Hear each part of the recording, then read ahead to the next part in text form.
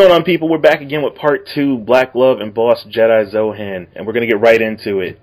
Why don't you start off where you left off, man? So we were talking about League play, TDM, Riot Shield, amazingness, and how it's frustrating, but also really easy to do, and that developers need to do something about it to make it more competitive, at least in League play.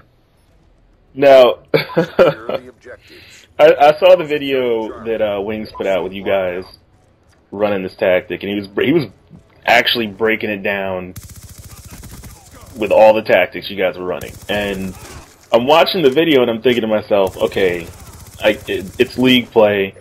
This wouldn't fly in a tournament, really. You know what I'm saying? In a tournament setting. Yeah, in a tournament, you're not going to have assault shields in a tournament. Exactly, and that's the only thing. You know, I've played League play myself. Not as much as you guys. You guys are killing it. I've seen your ranking. Exactly. That's pretty impressive. Why don't you go ahead and pat yourself on the back for that one? Oh, yeah, baby. But, you know, just because you can, I don't know if you really should. And that's my thing. I totally feel you. Like, when we do that, the reason we do it is because we know the outcome is always going to be a win. Like, that's our goal. You know, our goal in League play is to win. And, like, it's not one-man army noob tubing, because that is straight bullshit. You know, like, one-man army noob tubing is totally taking advantage of a broken imbalance in the game to win. And I'm not down with that. Like, there are counters to the assault shield, and I agree that the assault shield and what you can do with it is very OP, but at the same time, C4 takes care of so many problems. You know, like, if people ran EMP grenades and C4 and rocket launchers, people that camp with assault shields like we do in League play would have no chance whatsoever of camping. Because, like, yeah, one grenade isn't going to kill a guy with flak jacket, but two will. And then, you know, you throw in C4 and RPGs with that stuff, those assault shields are going down real quick, man. And, like, I don't know, like, I feel like our ability to win is going to get noticed by Treyarch at some point, and they're going to introduce a rule set in which you can't use certain things, like they did in Black Ops 1 competitive play, because they had a MLG rules playlist, and I feel like that's what needs to happen with League play. Like, I like the fact that I can go on with a full team with that tactic and know that I'm going to win every game that night, regardless of how poorly I do. But at the same time, like, it definitely cheapens the experience of a competitive game. You know, like, if it's supposed to be competitive, don't give me things that make it less competitive. Right. You know, when I think of the competitive atmosphere, I'm a fighting game player. You know, most of my subscribers, you guys know that already. I'm a fighting game player. I love fighting games. These days, I suck at them. I'm not gonna lie. It's been so long since I actually played on somewhat of a competitive level. I suck at him. I've sucked since day one, dude. I sucked since Mortal Kombat. He's been sucking since 1992. Damn. But you know what it is, man. The competitive atmosphere for fighting games is so much different. And with the whole MLG circuit and how they're trying to push Call of Duty to become bigger, I would expect the developers to understand what it would take to get to that point. You know, they're trying to mimic the success of League of Legends. That's why there's League play and they're holding this $1 million tournament. You got to think these things through ahead of time. Yeah. You know, Call of Duty has been in the tournament circuit. Nobody watches it, and the prizes suck, but it was there. So at least improve on that. Yeah, so there's two things I want to say. Like, the first thing is, the problem with Call of Duty, like, as far as competitive play is concerned, is that the game is developed for public matches, and then adapted to competitive play.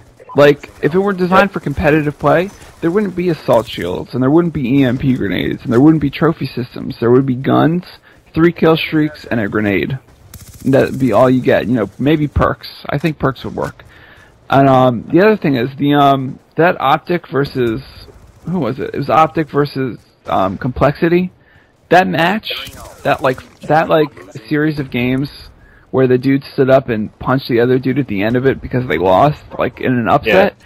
That was the single most exciting competitive gameplay experience I have ever witnessed in my life. And it got serious, man. It got real. And it's because they were playing with MLG rules, and they were playing the objective, and they were, like, there was a lot of camping in it, but that's MLG. And the thing is, you know, like, I like the fact that they had kill streaks, but at the same time, if they didn't, Optic probably would have lost those games. So, I don't know. My take on the competitive scene, I made a commentary a while ago where I talked about how competitive Call of Duty needed to change because it's not, it's not popular. Yeah. It's not entertaining to watch, and it's not popular. When you look at Black Ops 2 and how they're going to run this $1 million tournament, you can already tell it's still going to be the same shit, regardless of how much they've tweaked it, with some score streaks added in. It's still going to be the same shit. You're still going to run the game modes that aren't largely played on the public playlist. And my take on the competitive scene is a little bit different from yours. I think it should be like public. No, I agree. Like, I think that's the thing. Like, the reason it's not popular is because it's not something that the average Call of Duty player is going to watch, because it's like, oh, wait, they're not using kill streaks? Well, screw that. That's not exciting. I want kill streaks, And I agree. Like, using kill streaks effectively is a challenge in competitive play. Yeah. And like the reason Optic won was because they used their kill streaks better and they got them quicker. That doesn't mean they're the better team, but they employed better tactics to win. And I like the fact that score streaks were involved in that game.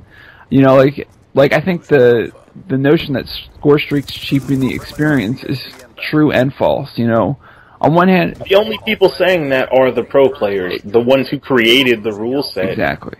For the game. It wasn't the developers who created the rule set. It was really the pro players. They're the ones who had a hand in Black Ops 2, and they've been trying to run the MLG circuit their way for the longest. That's the reason why it's not popular. Yeah, there's and here's where I'm gonna say, this is my opinion. The reason, and I respect a lot of the pro players. Ray Rambo is a cool dude.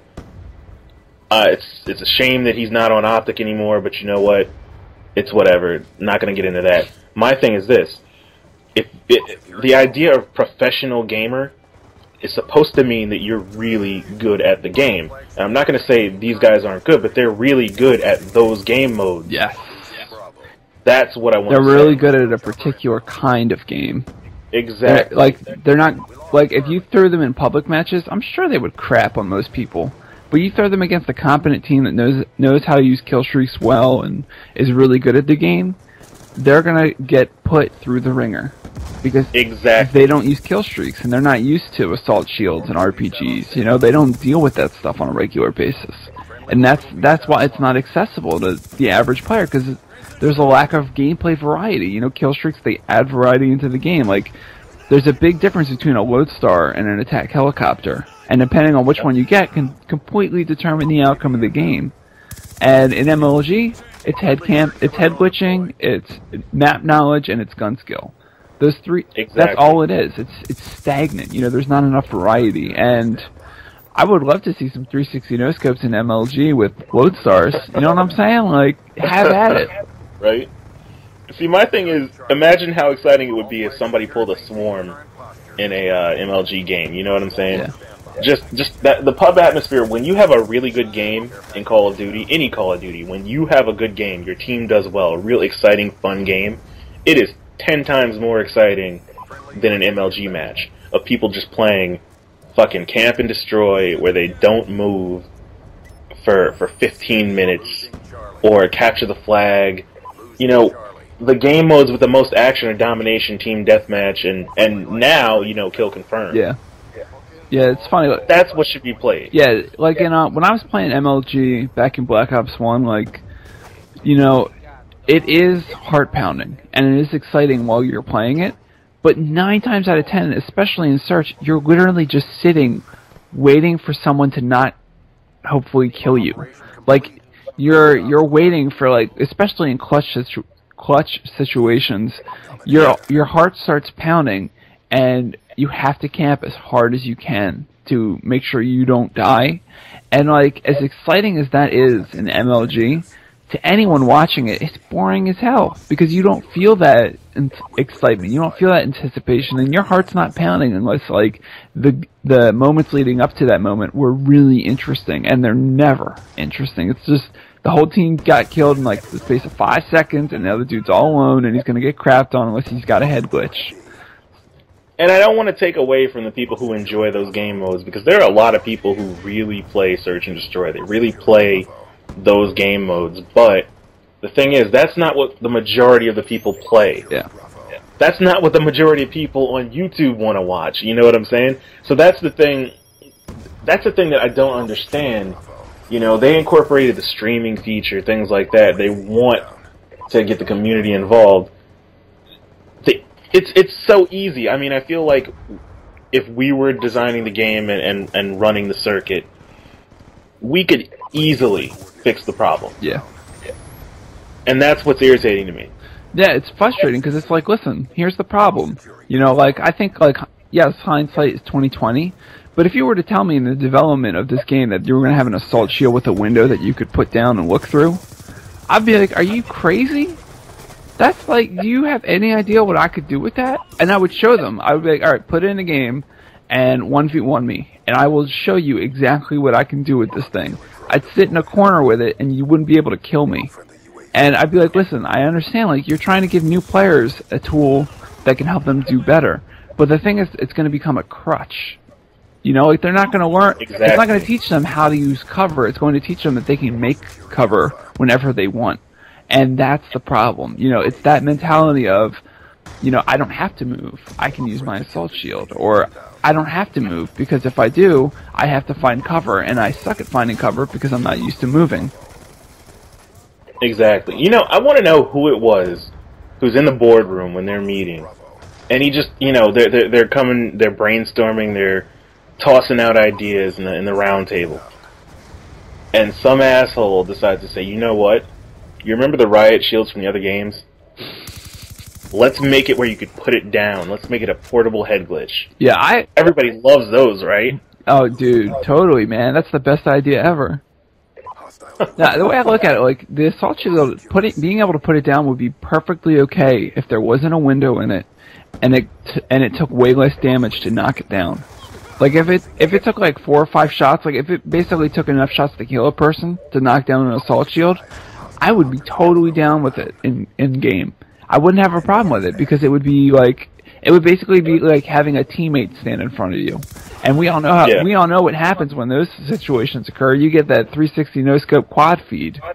Yep. And so, like, the way I look at it, it's just like, you know, all you gotta do is tweak it a little. You know, the assault shield being able to put it down isn't inherently bad. It's just too strong for its own good. No, I mean, this isn't the first game to use that anyway. You know, Gears of War 3, you can put the shield down and everything. Gears of War 2, so it's not like it's new in shooting games or action games. It's just not done right. Exactly. So I guess the verdict is that they've put too much into this game to enable camping wherever you want to camp, and have kind of stripped away the learning curve that is learning the maps and being encouraged to move around because of it. And you know, this is kind of my final thoughts on it. I feel like every Call of Duty game that comes out, you have that list of things that if they weren't in the game or if they were tweaked a little bit, would make the game really good. Yeah. And I feel like every year it's just something new. You know, they got rid of death streaks, awesome. There's no support setup with the no-skill multi-kill. Cool. They tweaked the game modes to try and make it, you know, more rush-friendly and everything. But, on the flip side, they added a head glitch at every corner. They added, you know, all types of equipment that's just annoying, and there's always something. Yeah. Always something. Yeah, for me, like, my thing is, if you fix the lag in this game, it would definitely be the most well-made Call of Duty they've made. But it still wouldn't be perfect. You know, you still need to tweak a lot of things about it to really make it good. And the thing is, Treyarch's good at tweaking stuff and making it work right. The bad news is that they're never going to fix the lag in this game. It's so bad, I don't think it's fixable. So... yeah, I'm going to have to agree with you on that one. Alright. But anyway, we're approaching 15 minutes, so I'm going to say that's it for part 2. Really enjoyed having you on here, man. It was a pleasure being say something here. to the fans? All I want to say is that, you know, thank you to Glove and his subscribers for, hopefully, if you guys like this, showing your support of it. And if you guys really like what I had to say, feel free to check out my channel, youtube.com/BOSSjediZohan.